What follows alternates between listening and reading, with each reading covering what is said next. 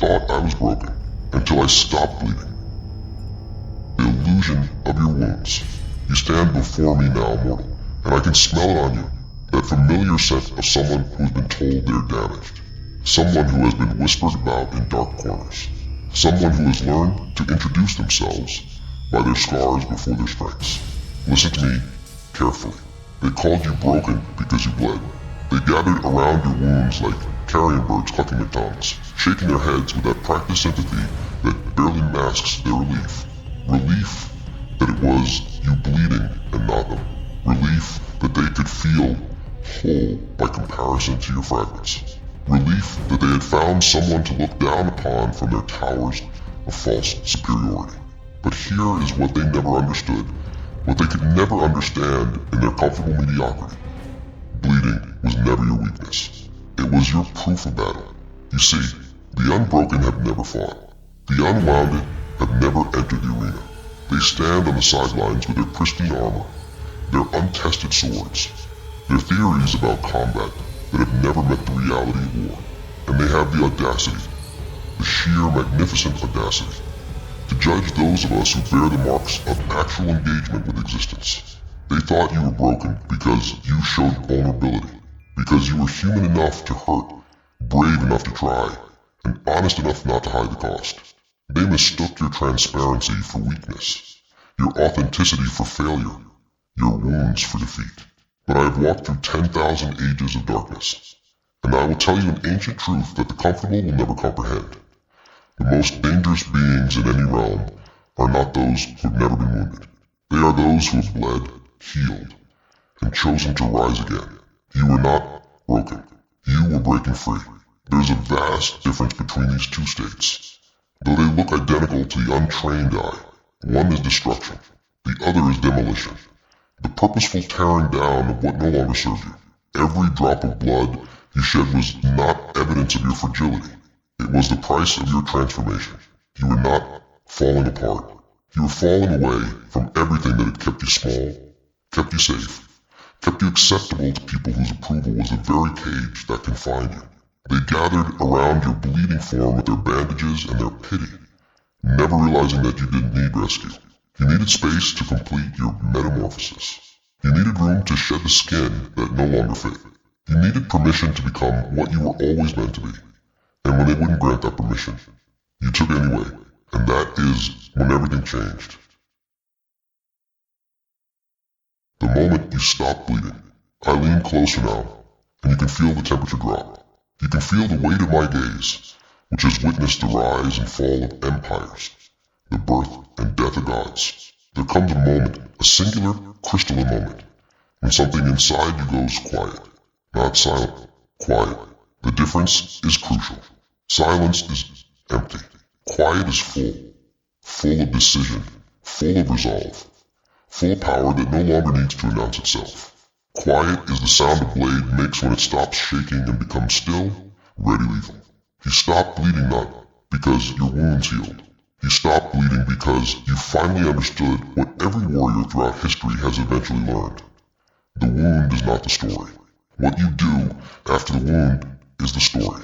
I have seen countless souls stumble through existence wearing their traumas like badges of honor, reciting their pain like prayers, building altars to their suffering and wondering why their lives feel like perpetual sacrifice. They have confused acknowledgement with identity. They have mistaken their past for their destiny. But you did something different. You did something that terrified everyone around you. You stopped bleeding, and you stopped explaining. You stopped justifying. You stopped seeking validation for your pain for people who were never wounded deeply enough to understand. You stopped performing your suffering for an audience that confused their entertainment with your healing. And in that moment of cessation, in that powerful withdrawal of your energy from the external to the internal, you discovered something that the philosophers and prophets have tried to articulate for millennia. True power begins where explanation ends. When you stop bleeding, you reclaimed something sacred. You reclaimed your energy, that finite, precious resource that you had been hemorrhaging into the hands of the unworthy. Every person who demanded to know what happened to you was drinking from your wounds. Every conversation that began with your trauma and ended with their comfort was a transfusion where you gave and they took. you were feeding vampires, not finding healers. And the moment you recognized this, the moment you stopped offering your neck to every curious fawn, everything shifted. The people who claimed they wanted to help you became uncomfortable with your self-sufficiency. The ones who said they wanted to see you heal became threatened by your transformation. The voices that had urged you to open up suddenly complained that you had become closed off, cold, distant. But you hadn't become cold. You had become discerning. You hadn't become closed. You had become selective. You hadn't become distant. You had simply stopped broadcasting on frequencies that the unworthy could no longer receive. This is the paradox that breaks the minds of the mediocre. The moment you stop bleeding is the moment you become truly alive. And the moment you become truly alive is the moment you become unrecognizable to everyone who knew you in your death. The alchemy of scars. I circle you now, observing, assessing. You are different than when we began. Something in your spine has straightened. Something in your eyes has sharpened. Let me tell you about scars. Scars are not the absence of wounds. Scars are proof of healing. Scars are evidence that your body, that magnificent miraculous fortress, decided that you were worth repairing. Scars are the signatures of survival, written in the very flesh that refused to give up on you even when you had given up on yourself. But here is what the broken never become wise enough to understand. Scars are meant to be armor, not ornaments. The world is filled with people who polish their scars, who display them like trophies, who build their entire identity around the narrative of their wounding. They introduce themselves as survivors before they introduce themselves as anything else. Their scars are their resume, their excuse, their explanation for everything they haven't become. You are not one of these people, not anymore. When you stopped bleeding, you understood that your scars were not your story. They were your credentials. Not credentials to parade before the sympathetic, but credentials that quietly announce to the universe, I have been tested. I have been forged. I am no longer theoretical. I am proven. Every scar you carry is a lesson written in tissue and nerve. Everyone tells a story of a moment when you could have surrendered, could have succumbed, could have allowed the wound to be the end. And you chose differently. You chose continuation. You chose transformation. You chose power. And power, real power, is never about domination. It is about sovereignty. It is about the absolute, unshakable authority you claim over your own existence. It is about becoming ungovernable to the forces that once controlled you. Fear, shame, the opinion of others, the tyranny of your own past. Your scars have made you ungovernable, and nothing terrifies the world more than someone who can no longer be controlled through their trauma. The manipulators who once pulled your strings by touching your wounds have lost their leverage. The guilt wielders who kept you compliant through shame have lost their weapons. The gaslighters who convinced you that your pain was proof of your instability have lost their narrative. You stopped bleeding, and in doing so, you stopped being useful to everyone who profited from your suffering. This is why they are angry. This is why they whisper that you have changed, that you are not yourself, that you have become something dark. They are right. You have become dark, but not in the way they mean. You have become the darkness that refuses to be illuminated by the false light of their judgment. You have become the darkness that sees clearly in the night where others stumble blind. You have become the darkness that is not the absence of light, but the presence of depth, unfathomable, unshakable, unmappable. The Covenant of the Awakened. I pause now, and my voice drops to something intimate and spiritual. If these words are resonating in the chambers of your chest, if you feel something ancient stirring in your blood, if you recognize yourself in this mirror I am holding up, then you understand that you have found something rare. You have found a voice that does not seek to comfort you back to sleep, but to awaken you to your power. This channel is not for the masses who prefer their truth soft and their challenges gentle. This is for the few who understand that real transformation requires descending into the underworld before ascending to the throne. This is for those who are willing to look into the abyss and recognize it not as emptiness, but as potential. If you are one of these rare beings, then mark your presence. Strike the like button not as a casual gesture, but as a declaration. I am here. I am awake. I am listening. Leave your comment below, not with platitudes, but with your truth. What wound did you stop bleeding from? What moment changed you? What power did you reclaim? And subscribe, not to a channel, but to a path. A path that leads not toward easy answers, but toward authentic power. A path that promises not comfort, but sovereignty. A path that offers not followers, but equals to understand that we are all walking each other home through the darkness, not because we are lost, but because we have finally learned to see in the dark. This is not entertainment. This is transmission. And if you are ready to receive it, then bind yourself to this covenant. Like, comment, subscribe, and let us continue. The darkness around us deepens, but your eyes have adjusted. You can see more clearly now than ever before. The loneliness of transformation. I return to you now with a truth that few have the courage to speak. They will leave you when you stop bleeding, when you stop performing your pain, when you stop being the broken thing they could fix or pity or feel superior to. They will leave you, not all at once, not with dramatic exits and slammed doors, but slowly, quietly. They will drift away like smoke from a dying fire. And you must let them go. This is the tax on transformation that no one mentions. This is the price of power that the motivational speakers conveniently forget to include in their glossy promises. When you evolve, you will evolve beyond the reach of everyone who loved you in your lesser form. Your family may not recognize you. Your friends may feel betrayed by your growth. Your partner may mourn the person you used to be, even if that person is suffering, because your suffering was familiar. Your pain was predictable. Your brokenness allowed them to remain comfortable in their own stagnation. But your strength, your clarity, your refusal to participate in the old games, that makes them uncomfortable, that forces them to confront their own unwillingness to change, that holds up a mirror showing them exactly what they are not doing with their own lives. You will be called selfish for choosing yourself. You will be called cold for maintaining boundaries. You will be called arrogant for knowing your worth. You will be called dark for seeing through the illusions that keep others compliant. And you will stand in this loneliness, not the loneliness of the abandoned, but the loneliness of the sovereign. And you will understand that this is not isolation. This is initiation.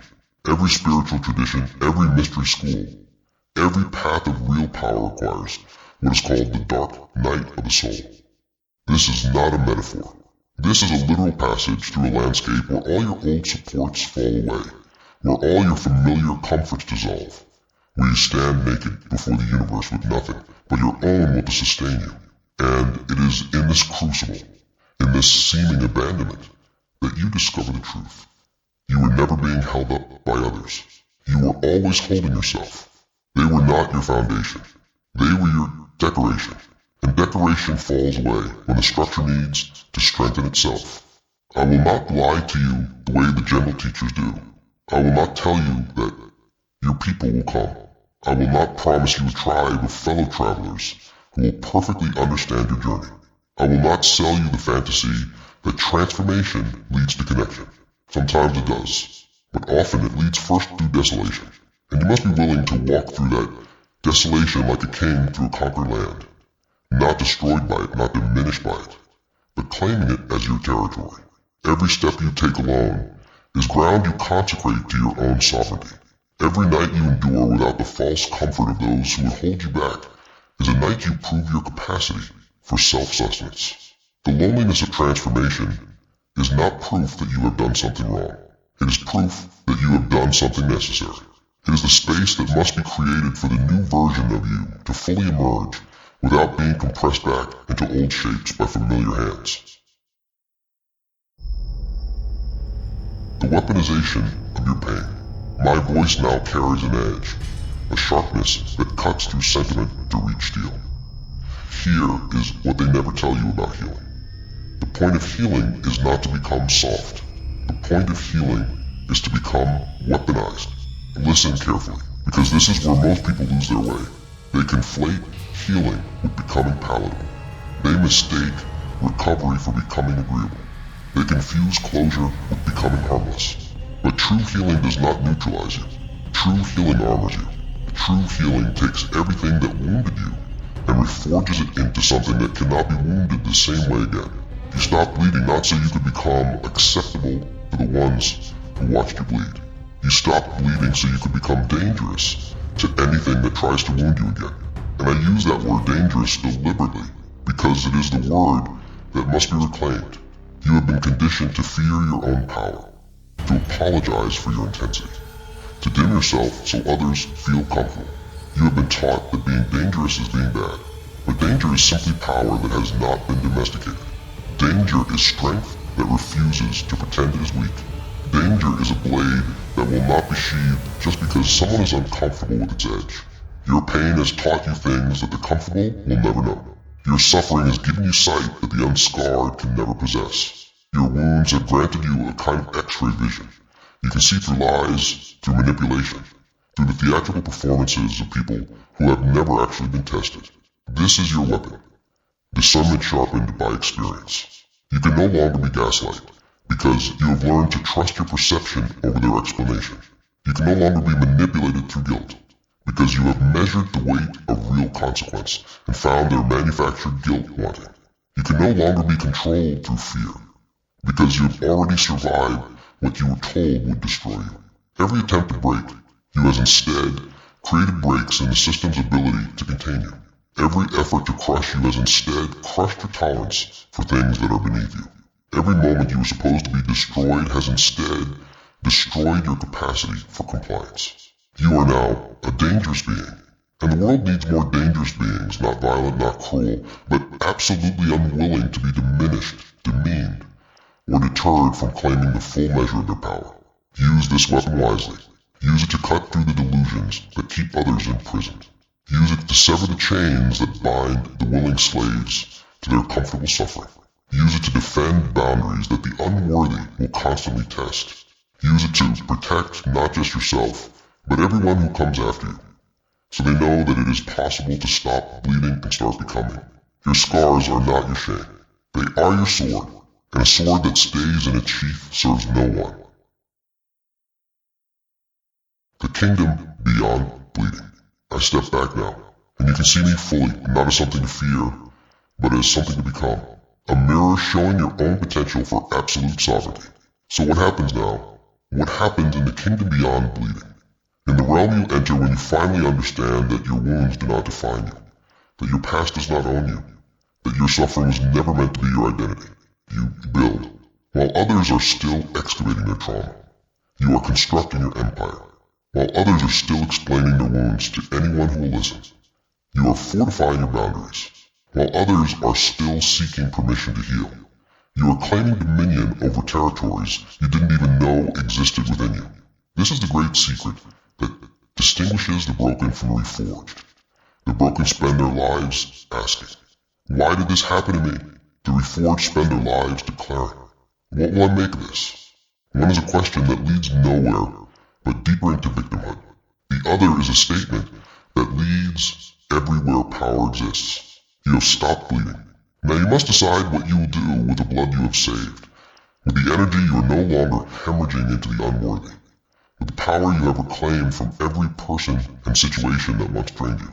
Build yourself into something that could not have existed without those wounds. Build yourself into someone that the unwounded version of you could never have become. Build yourself into a force that makes the universe itself take notice and adjust. Your past self, the one who bled and broke and barely survived, did not endure all of that so you could become average. That version of you descended into hell and somehow, impossibly, climbed back out. They did not do that so you could live a life of quiet mediocrity, of safe choices, of acceptable ambitions. They did it so you could become mythological. And mythology is not built on comfort. Mythology is built on transformation so complete that the person who began the journey is unrecognizable by the end. Mythology is built on descents into darkness that result in returns with power. Mythology is built on wounds that become weapons, on suffering that becomes sovereignty, on pain that becomes purpose. You are no longer bound by the rules that govern ordinary existence. You have died and returned. You have bled and healed. You have been broken and become whole in a way that is stronger than unbroken ever was. The kingdom beyond bleeding is not a place of peace, not the peace of the undisturbed, anyway. It is the peace of the unconquerable. It is the calm of someone who has weathered every storm they thought would destroy them, and discovered that they are not glass that shatters, but steel that sharpens with every strike. This is your inheritance. This is what your suffering has purchased for you. Not sympathy, not pity, not the comfortable lie that everything happens for a reason, but the dangerous truth that you can transform anything that happens into a reason for your ascension. You stop bleeding. Now you start becoming. Becoming what exactly? That is for you to decide. But know this, whatever you become, it will be earned. It will be authentic. It will be powerful. And it will terrify everyone who is still bleeding and calling it living. Welcome to the kingdom beyond bleeding. You have earned your crown through blood and survived to wear it. Now rule. The throne awaits. I extend my hand, now not in supplication, but in recognition, equal to equal, power to power. You have heard the transmission. You have felt the resonance. You know now that you are not alone in this darkness. You are accompanied by everyone who has had the courage to transform their wounds into weapons, their scars into sovereignty, their suffering into strength. This is not the end of your journey. This is the beginning of your reign. If you are ready to claim your throne, then mark this moment.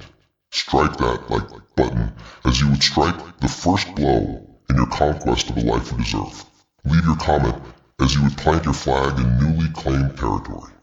Boldly, unapologetically, declaring your presence. Subscribe to this channel as you would swear an oath to your own transformation, binding yourself not to me, but to the path of power that we walk together. Share this message with anyone you know who is still bleeding, anyone who needs to hear that there is a kingdom waiting beyond their wounds, anyone who has the potential to stop being a victim and start being a force. This is more than content. This is a call to awakening. This is an invitation to the kingdom beyond bleeding, where the wounded become warriors, where the broken become builders, where the suffering becomes sovereign. The throne awaits, but only you can claim it. Like, comment, subscribe, and never stop becoming. The darkness recedes, but you are not the same person who entered it. You never will be again, and that is exactly as it should be. They thought you were broken. They were wrong. You were always meant to bleed, to stop, to rise, and to reign. Now go forth and show them what becomes of those who survived their own destruction.